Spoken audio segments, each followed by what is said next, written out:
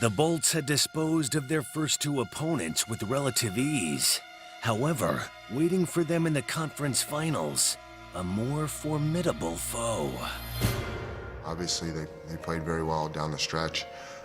They were solid in the first rounds. They got such good offense. They're skating, and they're a tough team to play against. I was very confident going to the Philadelphia series. They have some big names and guys that have been around for a while, and I know they were a good team, but I really felt that we could pull it off. And in Game 1, the Lightning took a step in the right direction.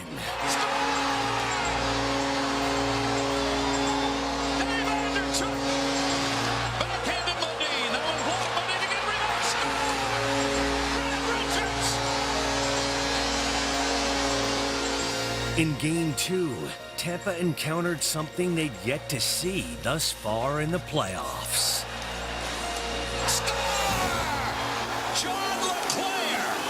An off night for Hobby Bulin.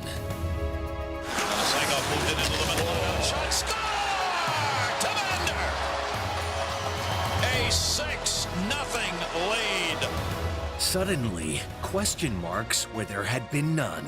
When we got beat pretty bad in Game 2, I think, we went right back to Philadelphia, and I think a lot of people were probably thinking that, it's going to be tough to win the games in Philadelphia, especially after the loss that we had.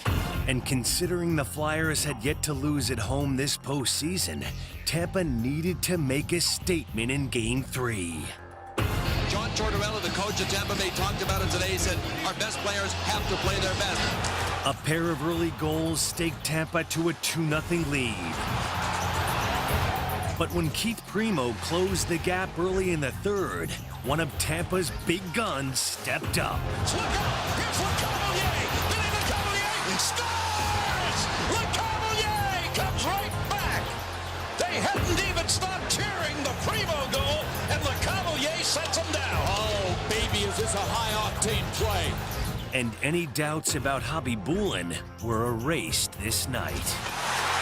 What a save! Unbelievable! Nikolai Hobby Bulin is putting on an MVP show right now for Tampa Bay. Later in the third, some icing on the cake. St. Louis in center. Oh, score! What a play! What a pass! Brad Richards, 4-1 Tampa Bay. All questions had been answered. Any doubt about this gentleman's ability to rebound? Nikolai Hobby Bulin was awesome this entire game. That Game 3, we came out there, and I think we kind of probably shocked them. In Games 4 and 5, the two teams traded wins. Heading into Game 6, the Lightning were on the brink of entering uncharted territory. The Tampa Bay Lightning will try to wrap it up tonight and punch their ticket to the Stanley Cup Final for the first time in franchise history. From the beginning, Game 6 was a microcosm of the series. Back and forth.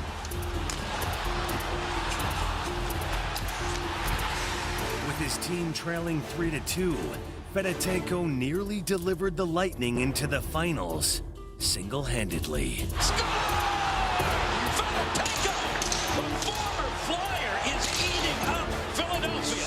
With a period to go and the finals within reach, Tampa surprisingly seemed off their game. I found that against Philadelphia, even though sometimes we had the lead, we would get a little nervous. Johnson in shots. Hobby Bulin at the last second. Furious pressure by the Flyers. The Lightning in Game 5 had hung on by their fingernails to escape with a win. And I think that somehow they felt they could get away with it again in Game 6.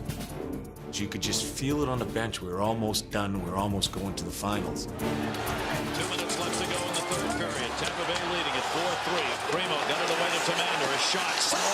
Rebound! Score! Primo has tied the game! And Game 6 is going to overtime.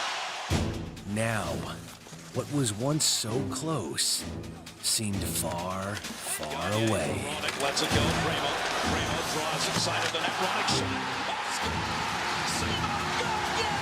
We've got a game!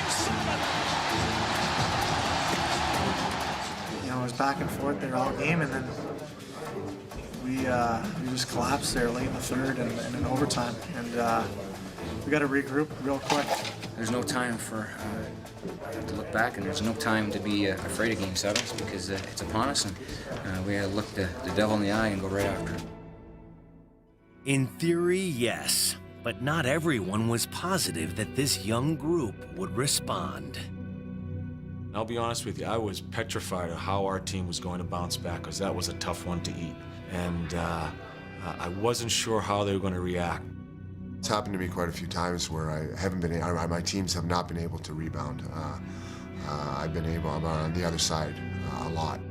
We immediately talked about it after the game. We said it happens for a reason. It's a test. I think all things you go through is always a test of what you're made of.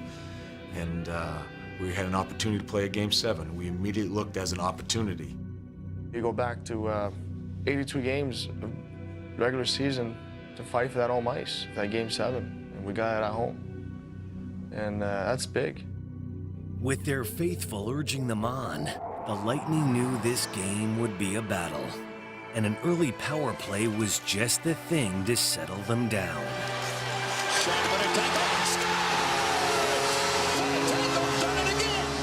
Freddie Modine gave Tampa a 2-0 cushion.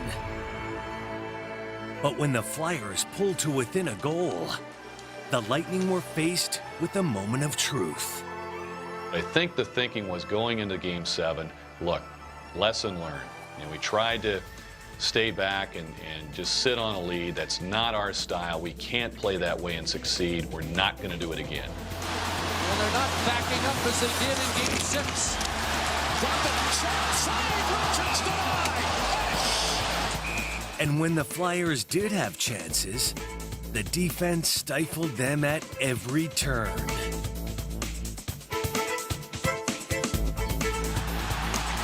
seconds left. Danny Markov. A lead feed Jamnov. Jamnov throws for Recchi across the blue line. A shot. Jam it, Abby Bullen. Rebound to beat up the near side. 5 seconds left. Modine clear. Yeah!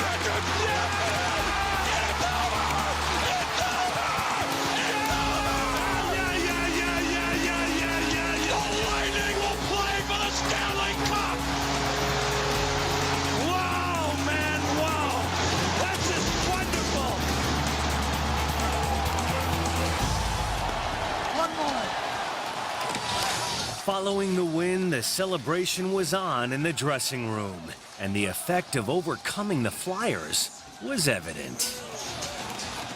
It's such an emotional ride at this point in time. You know, you win a game, you lose a game, and I felt tonight that we played really well. Even if they scored that goal, we kept coming, and we learned from our mistake in Game 6. For the first time in franchise history, the Lightning would play for the Stanley Cup, something their captain and 22-year veteran Dave Andreychuk could only dream of, till now. As a kid, you grew up outside of Toronto. Did you go to the Hall of Fame and look at it? What was a dream like as a young kid looking at it? I went, my dad took me, we went and saw it. So, as every kid's dream playing in Canada that, you want to be holding it up someday. And then I guess as you get into your career and you still see it, you still have those same kind of dreams as when you were a young kid. No man has played more games without winning a Stanley Cup than this man ever in the history of the NHL. He's hoping it's going to be this year. A lot of this is timing. New Jersey wins the Cup. You come for a few years. You leave. They win the Cup. You're in Boston. You get traded with Ray Bourque. You leave. Bourque wins his Cup. Come on. You ever sit there and say, wait a minute. It can't be me, can it? Yeah, those especially those cups with New Jersey, where we had great teams there, awesome teams. I had an awesome time in New Jersey. Obviously, you're winning every night there, but that to me, that hurt the most. I was very happy for Ray. I had a chance to go back to Colorado, decided to go back to Buffalo. Those were tough to swallow. I guess when you know guys and you've been on that organization that win, you're happy for them, but you wish you were there. Are you one of those guys who's superstitious? If the cup's in the room, I'm not in that room.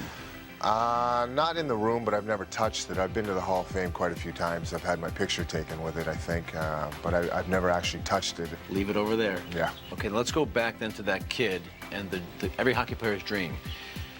You're the kid now, but you have a C on your jersey. And in that dream, Gary Bettman's going to call the captain's name. You're the captain right now. What would that be like? Ooh, yeah, obviously, you don't know how you're going to react to it, but I just think that it would be, you know, obviously it's the ultimate goal for me. There's no other goals that I can get besides that. I've done everything else in my career that I've wanted to do, but that's why I'm playing. I'm playing to, you know, to ultimately to win, and that would put the cherry on top of the ice cream, that's for sure.